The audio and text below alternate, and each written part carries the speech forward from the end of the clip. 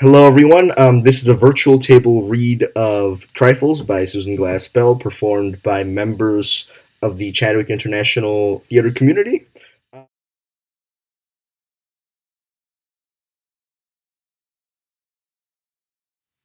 This feels good. Come on up to the fire, ladies. Oh, I'm not cold. Now, Mr. Hale, before we move things about, you explain to Mr. Henderson just what you saw when you came here yesterday morning. By the way, has anything been moved? Anything's left just as you left them yesterday? Well, it's just the same. When it dropped below zero last night, I thought I'd better send Frank out this morning to make us a fire. No use getting pneumonia with a big case on, but I told him not to touch anything except the stove and, Frank. Somebody should have been left here yesterday. Oh, yesterday? When I had to send Frank to Moore's Center for that man who went crazy, I want you to know that I had my hands full yesterday. I knew you could get back from Omaha by today, and as long as I went over everything here myself. Well, Mr. Hale, just tell us what happened when you came here yesterday morning. Harry and I had started to go to town with a load of potatoes. We came along the road from my place, and as soon as I got here, I said, I'm going to see if I can't get John Wright to go in with me on a party telephone. I spoke to Wright once about it before, and he put me off, saying folks talk too much anyway, and all he asked was peace and quiet. I guess you know about how much he talked himself. But I thought maybe if I went to the house and talked about it before his wife, though I said to Harry that I didn't know as what his wife wanted made much difference to John. Let's talk about that later, Mr. Hale. I do want to talk about that. Just tell now what happened when you got to the house. I didn't hear or see anything. I knocked at the door, and still, it was all quiet inside. I knew they must be up. It was past 8 o'clock. So I knocked again, and I thought I heard somebody say, "Come in." I wasn't sure. I'm not sure yet. But I opened the door, this door, and in that there rocker sat Mrs. Wright. What was she doing? She was rocking back and forth. She had her apron in her hand and was kind of pleating it. And how did she look? Well, she looked queer. How do you mean, queer? Well, as if she didn't know what she was going to do next, and kind of done up. How'd she seem to feel about your coming? Well, I don't think she minded, one way or another. She didn't pay much attention. I said, "How do, Miss Wright? It's cold, ain't it?" And she said, "Is it?" and went on kind of pleating her apron. Well, I was surprised. She didn't ask me to come up to the stove or to sit down, but just sat there, not even looking at me. So I said, "I want to see John." And then she laughed. I guess you'd call it a laugh. I thought of Harry and the team outside, so I said a little sharp, "Can't I see John?" "No," she says, kind of dull like. "Ain't he home?" says I. "Yes," she says. "He's home." "Then why can't I see him?" I asked her, out of patience. "'Cause he's dead," she says. "Dead?" says I. She just nodded her head, not getting a bit excited, but rocking back and forth. "Why, where is he?" says I, not knowing what to say. She just pointed upstairs, like that. I got up with the idea of going up there. I walked from there to here, then I says, "Why, what did he die of?" "He died of a rope around his neck," she says, and just went on pleating her apron. Well, I went out and called Harry. I thought I might need help. We went upstairs, and there he was lying. I think I'd rather have you go into that upstairs where you can point it all out. Just go on now with the rest of the story. Well, my first thought was to get that rope off. It looked. But Harry, he went up to him and he said, "No, no, he's dead all right, and we'd better not touch anything." So we went back downstairs. She was still sitting that same way. "Has anybody been notified?" I asked. "No," she says, unconcerned. "Who did this, Mrs. Wright?" said Harry. He said it businesslike, and she stopped pleating of her apron. "I don't know," she says. "You don't know?" says Harry. No, says she. Weren't you sleeping in the bed with him? Says Harry. Yes, says she. But I was on the inside. Someone slipped a rope around his neck and strangled him, and you didn't wake up, says Harry. I didn't wake up, she said after him. We must have looked as if we didn't see how that could be, for after a minute she said, I sleep sound. Harry was going to ask her more questions, but I said, maybe we ought to let her tell her story first to the coroner or the sheriff. So Harry went fast as he could down to River's place, where there's a telephone. And what did Mrs. Wright do when she knew that you had gone for the coroner? She moved from that chair to this one, over here, and just sat there with her hands held together and looked down. I got a feeling that I ought to make some conversation, so I said I'd come in to see if John wanted to put me in a telephone, and at that she started to laugh, and she stopped and looked at me, scared. I don't know, maybe it wasn't scared. I wouldn't like to say it was. Soon Harry got back, and then Dr. Lord came, and you, Mr. Peters, and so I guess that's all I know that you don't. I guess we'll go upstairs first and then out to the barn and around there. You're convinced there was nothing important here? Nothing that would point to any motive? Nothing here but kitchen thing. Here's a nice mess. Oh, her fruit, it did freeze. She was worried about that when it turned so cold. She said if I'd go out and her dress would break. Well, can you beat a woman? Held from murder and worrying about her preserve? Well, I guess before we're through, she may have something more serious than preserves to worry about. Well, women are used to worrying over trifles. And yet, for all of their worries, what would we do without the ladies? Dirty towels! Not much of a housekeeper, would you say, ladies? There's a great deal of work to be done on a farm. I know there are, to be sure, and yet I know there are some Dixon County farmhouses which do not have such roller towels. Those towels get dirty awful quick. Man's hands aren't as always clean as they might be. Ah, loyal to your sex, I see. But you and Mrs. Wright were neighbors. I suppose you were friends, too. I've not seen much of her lately. I've not been in this house. It's more than a year. And why was that? You didn't like her? I liked her well enough. Farmers' wives had the handful, Mr. Anderson. And then Yes? it never seemed like a very cheerful place. No, it's not cheerful. I shouldn't say she had the homemaking instinct. Well, I don't know as Wright had either. You mean that they didn't get on very well? No, I don't mean anything, but I don't think a place would be any cheerfuler for John Wright being in it. I'd like to talk more of that a little later. I want to get the lay of things upstairs now. Well, I suppose anything, Miss Peters, does'll be all right. She was to take in some clothes for her. You know, a few little things. We left in such a hurry yesterday. Yes, but I would like to see what you take, Mrs. Peters, and keep an eye out for anything that might be of use to us. Yes, Mr. Anderson. I'd hate to have men come into my kitchen snooping around and criticizing. Of course, no more of that duty. Duty's all right, but I guess that deputy sheriff that came out to make the fire might have got a little of this on. Wish I'd thought of that sooner. It seemed mean to talk about her for not having things slicked up when she had to come away in such a hurry. Why, she had bed set. She was going to put this in there. It's a shame about her fruit. I wonder if it's all gone. I think there's some here that's not right, Mrs. Peters. Yes, here.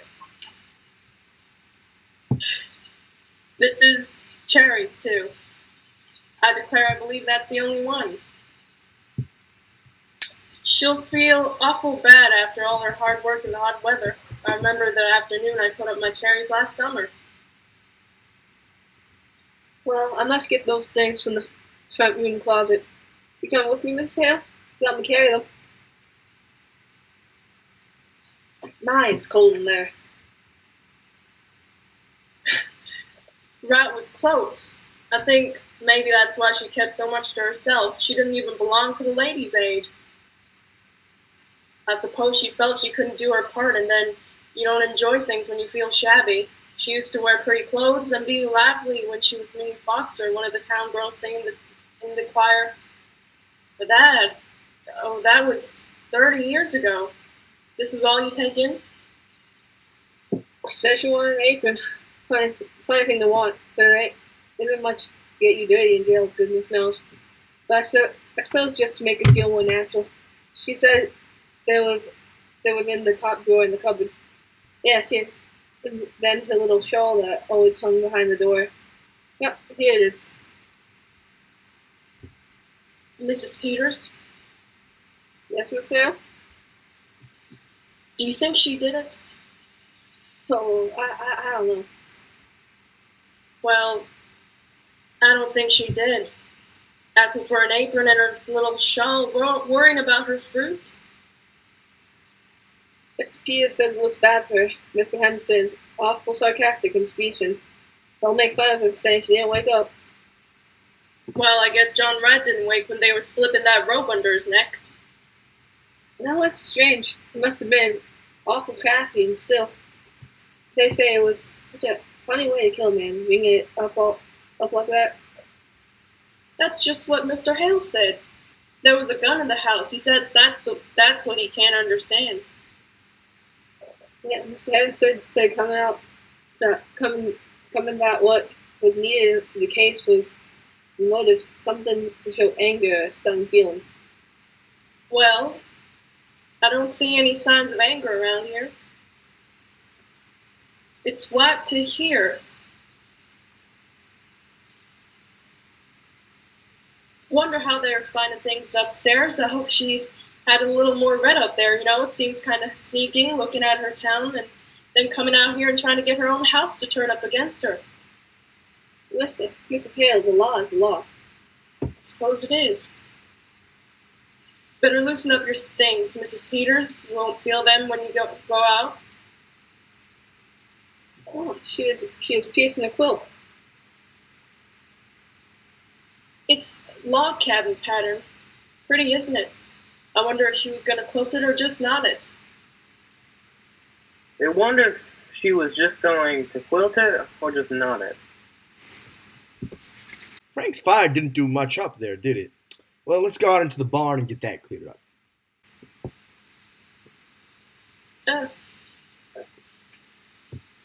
I don't know if there's anything. I don't know if there's anything so strange, our taking our time with little things while we're waiting for them to get the evidence. I don't see it as it's anything to laugh about. Of course, they got awful important things on their mind. Mrs. Peters, look at this one. Here. This is the one she was working on, and look at the sewing. All the rest of it has been sewn nice and even, and look at this. It's all over the place. Well, it looks like as if she didn't know what she was all about. What are you doing, Mrs. Hale? Just pulling out a stitch or two. That's not so very good. Bad sewing always makes me fidgety. I don't know, we gotta touch things. I'll just finish up this end. Mrs. Peters? Yes, Miss Hale? What do you suppose she was so nervous about? Well, I don't know. I don't know if she was nervous. It seems I'm sometimes so awful queer when I'm just tired. Well, I might just get these things wrapped up. They may be through sooner than we think. I wonder where I can find a piece of paper or string or... In that cupboard, maybe?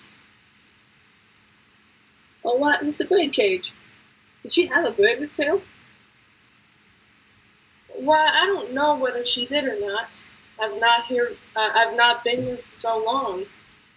There was a man around last year selling canaries cheap, but I don't know if she took one. Maybe she did. She used to sing real pretty herself. Seems funny to think of a bird here. But she must have had one. Why does she have a cage? Wonder what happened to it. Suppose maybe the cat got it? Nah, she didn't have a cat. She's got that feeling some people have about cats, being afraid of them. My cat got in a room and she was real upset and asked me to take it out. Oh, my sister Bessie was like that. Poor ain't it? Wow, look at this door. It's broke. One hinge is pulled apart.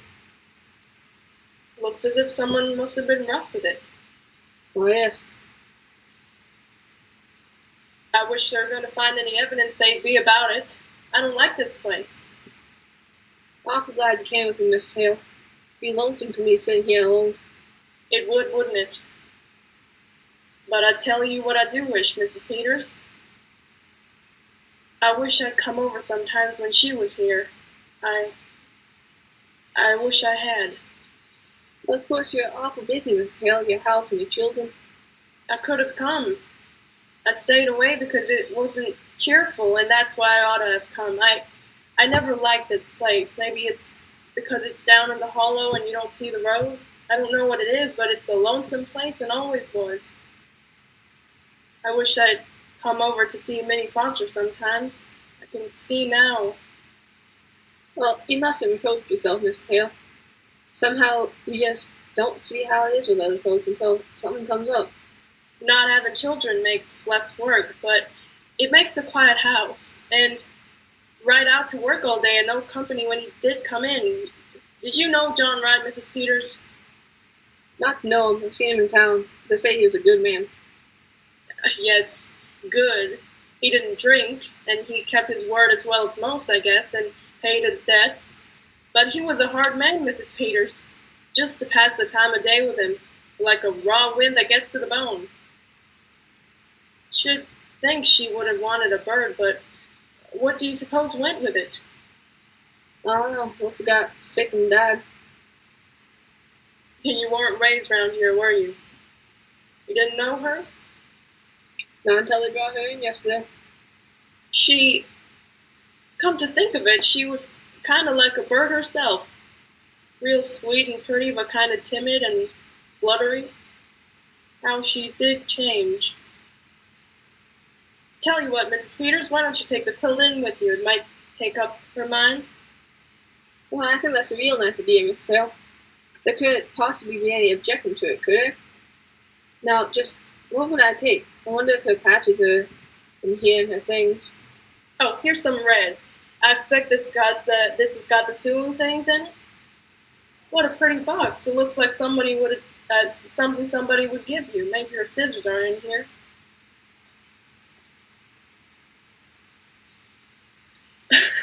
There's no problem. We can cut this out. There's something yellow. Okay. Stop laughing. Okay, I'm gonna start again. Here's some in red. I expect this has got some sewing in it. What a pretty box. Looks like something somebody would give you. Maybe her scissors are in here. What? There's something wrapped up in this piece of silk. Why, this isn't her scissors. Oh, Mrs. Peters, it's the bird. But Mrs. Peters, look at it, its neck. Look at its neck, it's all other side too. Somebody on its neck? Well, ladies, have you decided whether she was going to quilt it or not? Well, we think she's gonna knot it. Well, that's interesting, I'm sure. Has the bird flown? We think the cat got it. Is there a cat? Well, not now. They're superstitious, you know. They leave. No sign of anyone, no sign at all of anyone having come from the outside, their own rope. Now let's go up again and go over it piece by piece. Would have been nice to have been someone who knew just the... She liked the bird. She was going to bury it in that pretty box. That's a girl. My kitten. There was a boy who took a hatchet and before my eyes. Before I could get there. If they hadn't held me back, I would have hurt him. I wonder how it would seem to never had any children around. No, Rat wouldn't like the bird, a thing that sang. She used to sing, he killed that too. We don't know who killed the bird. I knew John Wright. This awful thing was done in this house that night. Kill a man while he slept, slipping a rope around his neck that choked the life out of him. His neck. Took the life out of him. We don't know who killed him. We don't know. If there had been years and years of nothing, then a bird to sing to you, it would be awful still, after the bird was still. I know what stillness is. When we were at Homestead in Dakota, my first baby died. He was 2 years old, and me with no other than... How soon do you suppose they'll be through looking for the evidence? I know what stillness is. The law has got to punish crime, Miss Hale. I wish you'd seen Minnie Foster when she wore a red dress with a blue ribbon and stood up there in the choir and sang. Oh, I wish I'd come over once in a while. That was a crime. That was a crime. Who's going to punish that? We mustn't. Take on. I might have known she needed help. I know things can be how things can be for women. I tell you, it's queer, Mrs. Peters. We live so close together and we live far apart. We all go through the same things. It's all just a different kind of the same thing. If I was you, I wouldn't tell her her food was gone. Tell her it ain't. Tell her it's all right. Take this in to prove it to her. She may never know whether it was broke or not. My, it's a good thing the men couldn't hear us. Wouldn't they just laugh? You know, stirred up in the little thing like a dead canary. As if we'd have anything to do with... Wouldn't they laugh? Maybe they would, maybe they wouldn't.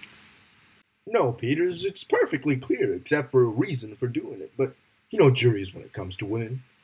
If there was some definite thing, something to show, something to make a story about, a thing that would connect up with this strange way of doing it. Well, I've got the team around. Pretty cold here. You can send Frank out for me, can't you? I want to go over everything. I'm not satisfied we can't do better. Do you want me to see if Miss Peters is gonna take in? Well, I guess they're not very dangerous things the ladies have picked out. No, Mrs. Peters doesn't need supervising. For that matter, a sheriff's wife is married to the law. Ever think of it that way, Mrs. Peters? Not just that way. Married to the law. George, we ought to take a look at these windows. Oh, windows!